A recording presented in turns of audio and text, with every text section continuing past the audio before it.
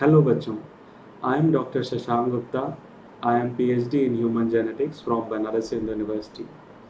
बच्चों हम जेनेटिक्स की बात कर रहे हैं और जेनेटिक्स के पहले दो लेक्चर्स में हमने बेसिक्स की बात की थी और मोनोहाइब्रिड क्रॉस की बात की थी। मैंने आपको बताया था कि मेंडल के जो फर्स्ट टू लॉज हैं, लॉ ऑफ डोमिनेंस और लॉ ऑफ सेग्रीगेशन, वो मोनोहाइब्रिड क्रॉस से ही निकल करके आते हैं। तो पहले लेक्चर में मैंने बेसिक्स की बात की थी, बेसिक्स के बारे में डिस्कशन किया था और सेकेंड लेक्चर में मोनोहाइब्रिड क्रॉस और लॉ ऑफ डोमिनेंस डिस्कस किया था। आई होप आपको वो लेक्चर इंटरेस्टिंग लगा होगा और आपको टॉपिक भी समझ आए होंगे। अगर आपको कोई डाउट है, कोई क्वेरीज हैं, तो आप अपने डाउट्स या क्वेरीज डिस्क्रिप्शन में टाइप कर सकते हैं। आज के इस लेक्चर में हम लॉ ऑफ सेग्रीगेशन की बात करेंगे। तो बच्चों, हमने डिस्कस किया था कि मेंडल ने मोनोहाइब्रिड क्रॉस के टाइम एक टॉल प्लांट को डॉर्फ प्लांट से क्रॉस किया था। ये ट्रू ब्रीडिंग टॉल और ट्रू ब्रीडिंग डॉर्फ प्लांट्स थे और इनके क्रॉस से F1 जनरेशन में मेंडल को सारे के सारे टॉल प्लांट्स मिले थे और जब इन प्लांट्स की सेल्फिंग की गई तो F2 जनरेशन में मेंडल को टॉल प्लांट्स भी मिले और डॉर्फ प्लांट्स भी मिले। ये डिस्कशन हम मोनोहाइब्रिड क्रॉस के दौरान देख चुके थे। टॉल प्लांट्स जो पेरेंटल जनरेशन में सेलेक्ट किए गए थे, ट्रू ब्रीडिंग टॉल प्लांट्स, हमने देखा था कि उनका जीनोटाइप कैपिटल टी हो सकता है और dwarf plant small T. Law of dominance को डिस्कस करते समय हमने बताया था कि मेंडल ने किस तरह सोचा होगा कि ये जो F1 में टॉल आए हैं, इनका जीनोटाइप क्या होना चाहिए, और मेंडल इस कंक्लूजन पर पहुंचे थे कि F1 के जो टॉल प्लांट्स हैं, इनका genotype capital T small T होना चाहिए। बच्चों, मेंडल ने लॉ ऑफ डोमिनेंस में ये बात बताई थी कि जब भी कोई कैरेक्टर की हम बात करेंगे तो कैरेक्टर्स को कंट्रोल कौन करता है? फैक्टर्स पेयर में होते हैं और डिसिमिलर पेयर ऑफ फैक्टर्स जब साथ में होते हैं, जैसे कि F1 जनरेशन का ये केस है जहां dissimilar pair of factor capital T and small T साथ में हैं, तो इस केस में केवल एक ही फैक्टर अपने आप को एक्सप्रेस कर पाता है और दूसरा अपने आप को एक्सप्रेस नहीं कर पाता। ये बातें लॉ ऑफ डोमिनेंस में हमने पढ़ी थी। इस केस में जब कैपिटल टी और स्मॉल टी साथ हैं तो ये प्लांट्स टॉल आते हैं। इसका मतलब सिर्फ कैपिटल टी अपने आप को एक्सप्रेस कर सकता है और स्मॉल टी अपने आप को एक्सप्रेस नहीं कर सकता जब कैपिटल टी और स्मॉल टी साथ में हैं। ठीक है, तो F2 जनरेशन के रिजल्ट्स बड़े सरप्राइजिंग थे क्योंकि F1 रिजल्ट्स को देख करके ऐसा लगता था कि जो डॉर्फनेस है वो बिल्कुल गायब हो चुकी है, लेकिन यहाँ पर F2 जनरेशन में डॉर्फनेस दोबारा से अपीयर हुई। और बच्चों, ये डॉर्फनेस बिल्कुल वैसी ही थी जैसी कि डॉर्फ पेरेंटल जनरेशन में लिए गए थे। और मैंने आपको बताया था कि कैरेक्टर्स प्रोजनीज में यहाँ बिल्कुल वैसे ही आ रहे थे जैसे पेरेंट्स में होते थे। जैसे पेरेंट्स टॉल या डॉर्फ होते थे, बिल्कुल वैसी की वैसी टॉलनेस या डॉर्फनेस ऑफस्प्रिंग में भी दिखाई देती थी। तो हमने देखा कि डॉर्फनेस यहाँ पर रीअपीयर हो गई और बिल्कुल वैसी ही डॉर्फनेस आई जैसे कि पेरेंटल जनरेशन में थी, और इसके साथ साथ टॉल पेरेंट्स भी आए। तो F1 को सेल्फिंग करने का क्या मतलब है?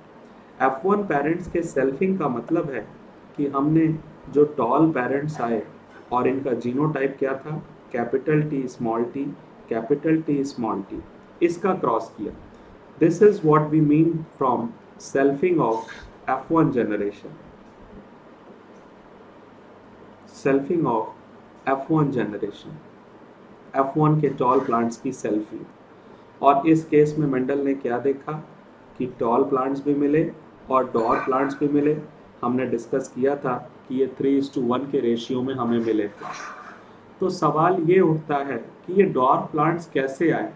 मेंडल पहले बता चुके थे कि कैपिटल टी और स्मॉल टी अगर साथ में है तो स्मॉल टी अपने आप को एक्सप्रेस नहीं कर पाएगा। इसका मतलब कि इस डॉर्फ प्लांट में स्मॉल टी अकेले है, कैपिटल टी के साथ में नहीं है, क्योंकि अगर कैपिटल टी के साथ होता तो यहाँ पर डॉर्फनेस आ पाती क्या? नहीं आ पाती। क्योंकि मेंडल तो पहले लॉ में बता चुके थे कि जब डिसिमिलर पेयर ऑफ फैक्टर साथ में होंगे, यानी जब कैपिटल टी और स्मॉल टी साथ होंगे, तो सिर्फ इस कैपिटल टी ही एक्सप्रेस कर पाएगा।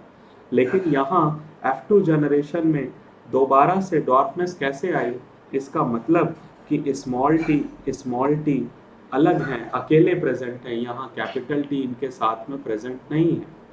और मैंने दो बार स्मॉल टी क्यों लिखा, क्योंकि फर्स्ट लॉ ये कहता है कि फैक्टर्स पेयर में होते हैं।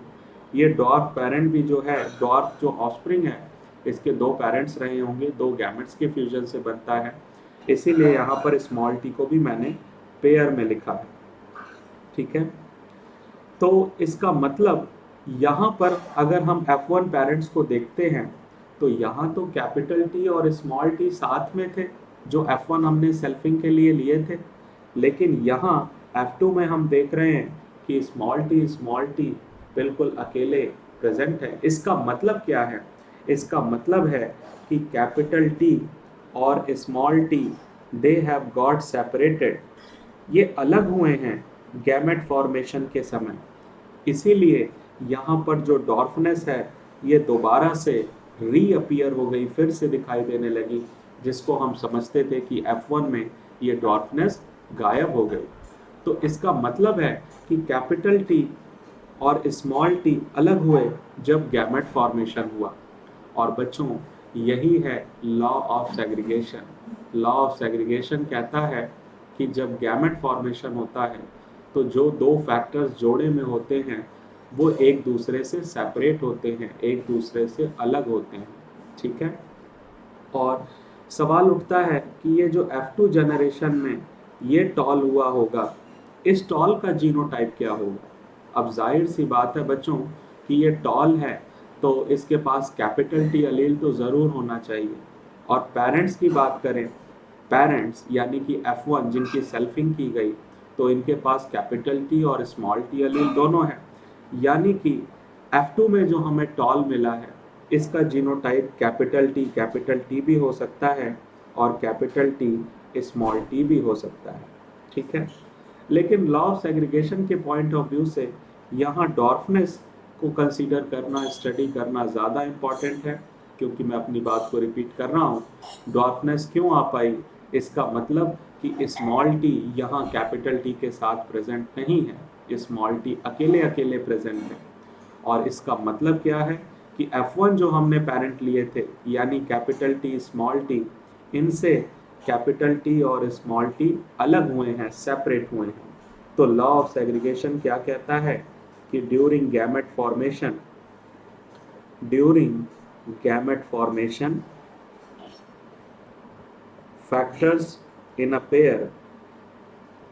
factors of a pair get separated।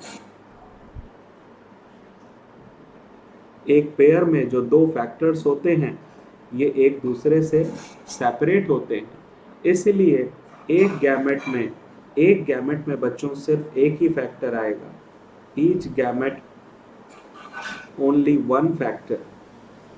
यही होता है लॉ ऑफ सेग्रीगेशन कि एक गैमेट में केवल एक ही फैक्टर आएंगे, और जब दो गैमेट्स ऐसे फ्यूज होते हैं तो फिर से दोनों इंडिविजुअल फैक्टर्स आपस में कंबाइन होते हैं, जिससे जाइगोट में फिर से फैक्टर्स की पेयर्ड कंडीशन रीस्टोर हो जाती है। तो एक गैमेट में सिर्फ या सिर्फ कैपिटल टी हो सकता है या सिर्फ और सिर्फ स्मॉल टी हो सकता है। इसीलिए इस लॉ को हम कहते हैं law of purity of gametes. क्या कहते हैं? Law of purity of gametes, क्योंकि गैमेट्स बिल्कुल प्योर होते हैं। एक गैमेट में सिर्फ एक ही तरह का फैक्टर हो सकता है, या तो कैपिटल टी होगा इस पर्टिकुलर केस में, या स्मॉल टी। इसका मतलब बच्चों हम ये कह सकते हैं कि जो F1 पेरेंट हमने लिया था, F1 की जो इंडिविजुअल हमने लिए थे, कैपिटल टी स्मॉल टी, इससे दो तरह के गैमेट्स बन सकते हैं। 50% गैमेट्स में कैपिटल टी अलील आएगा और 50% गैमेट्स में स्मॉल टी अलील आएगा, इक्वल प्रोपोर्शन में। यहाँ बच्चों एक और इंटरेस्टिंग फार्मूला आपको बता रहा हूँ। नंबर ऑफ पॉसिबल गैमेट्स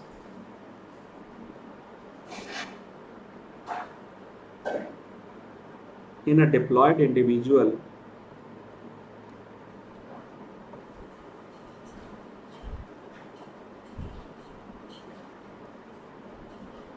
इसका फॉर्मूला है बच्चों 2 का power n, 2 to the power n, जहां पर n क्या है, नंबर ऑफ हेट्रोजाइगोट्स या number of hybrids, number of heterozygotes या फिर हाइब्रिड्स।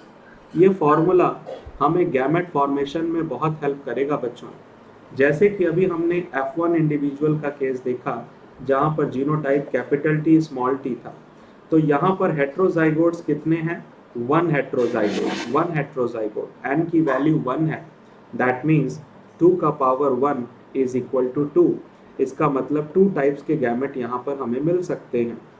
और 2 टाइप्स के गैमेट क्या हैं वो हमने अभी देखा, या तो कैपिटल T गैमेट होगा या तो स्मॉल t गैमेट होगा। इसी तरह से बच्चों अगर मान लीजिए मुझे एक ये जीनोटाइप दिया गया है, तो यहाँ पर n की वैल्यू क्या होगी, एक ये हेट्रोजाइगोट, दूसरा ये हेट्रोजाइगोट, इसका मतलब n की वैल्यू 2 है। तो गैमेट्स कितने मिल सकते हैं, 2 to the power 2 that is 4। 4 types के गैमेट मिल सकते हैं। वो गैमेट्स क्या होंगे बच्चों, इसके लिए हम फॉर्क लाइन मेथड यूज कर सकते हैं। कैपिटल A को लिखिए, स्मॉल a को लिखिए। इसके पास प्रोबेबिलिटी है कि कैपिटल B के साथ भी जा सकता है, स्मॉल b के साथ भी। इसी तरह स्मॉल a के पास पॉसिबिलिटी है कि कैपिटल B के साथ भी जा सकता है और स्मॉल b के साथ भी। पहले पॉसिबिलिटी को फॉलो करेंगे तो गैमेट बनेगा कैपिटल A कैपिटल B, दूसरी पॉसिबिलिटी से कैपिटल A स्मॉल b, तीसरी पॉसिबिलिटी से स्मॉल a कैपिटल B और तीसरी पॉसिबिलिटी से स्मॉल a स्मॉल b। यानी कि बच्चों 4 टाइप्स के गैमेट्स हमें ये मिल गए। इसी तरह बच्चों अगर मान लिया कि जीनोटाइप है capital A small a capital B small b capital C, तो बच्चों यहाँ पर बताइए n की वैल्यू कितनी होगी। एक हेट्रोजाइगोट ये है, दूसरा हेट्रोजाइगोट BB है और C तो दोनों होमोजाइगस हैं, तो इसको हम हेट्रोजाइगस में कंसीडर नहीं करेंगे। यहाँ पर n की वैल्यू क्या होगी, 2, यानी यहाँ पर भी हमें कितने टाइप के गैमेट मिलेंगे, 4 टाइप के। और इसको भी आप फोर्क लाइन मेथड से इस तरह से कर सकते हैं जैसे अभी हमने पिछले केस में डिस्कस किया। और इसके बाद B के पास केवल एक ही पॉसिबिलिटी होगी, capital C, capital C, capital C, capital C। तो यहाँ आप बच्चों देख सकते हैं कि कौन से 4 तरह के गैमेट हमें मिल सकते हैं, capital A capital B capital C, capital A small b capital C, small a capital B capital C, small a small b capital C।